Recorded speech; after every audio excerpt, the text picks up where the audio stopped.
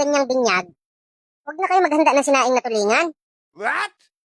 Saan ka naman nakakita ng binyag na may sinaing na tulingan? Ano yun, para masabi lang na may handa kang seafoods? Pre, daan ka muna sa bahay. Bakit? Anong meron? Binyag ng anak ni Mrs. What? Daan ka muna at kumain. Pinabinyagan mo na rin pala. Nabinyagan ko na kahit hindi pa siguradong akin. Paano naman magiging hindi iyo kung kay misis mo lumabas?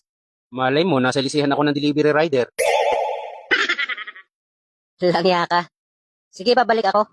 Bibilang ko lang ng napkin si misis. Sige pre, balik ka ha. A few moments later. Ano pinsan, tapos na kayo kumain? Oo, pauwi na kami. Nabusog naman kayo. Pinsan, sinong nagsaing? Yung isang bisita, nagpresenta eh. Siya daw magsasaing.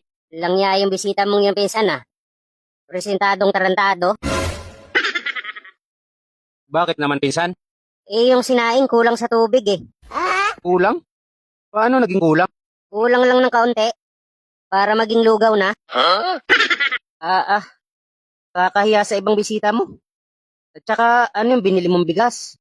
Hindi malaman kung inagaw sa baha yun o sadyang inipi lang yung binili mo. Hindi panghandaan yun, pinsan. Pang normal na kain lang yun Oo nga naman. At saka, bakit naman nagpabinyag agad kayo?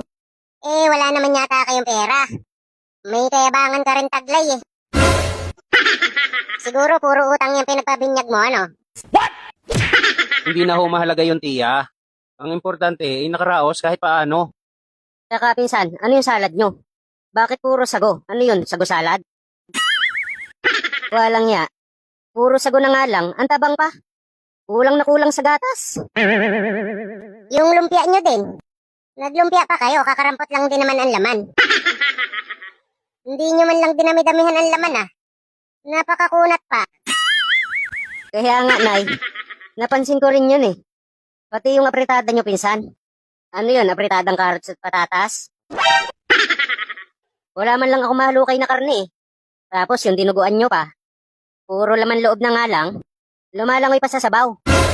Dapat hinaluan nyo man lang ng ginayat at tsinelas para madami-dami ang laman.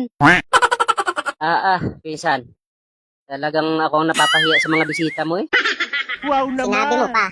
At saka pag ganyang binyag, huwag na kayo maghanda ng sinaing na tulingan. What?